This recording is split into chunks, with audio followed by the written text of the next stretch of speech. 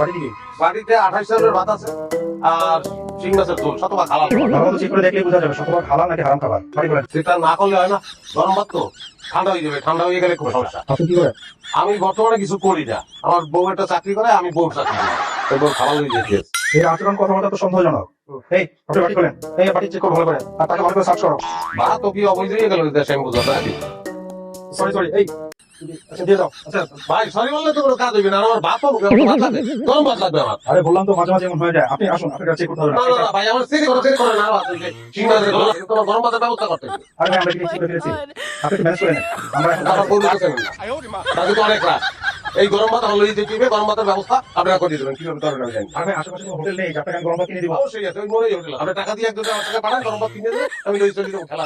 দেশের তো আমার কিছু যাবে। এই তুমি যাওয়ার সাথে তো হোটেল থেকে গরম ভাত কিনে দাও। আসেন। এই চলো তুমি তার সাথে যাও।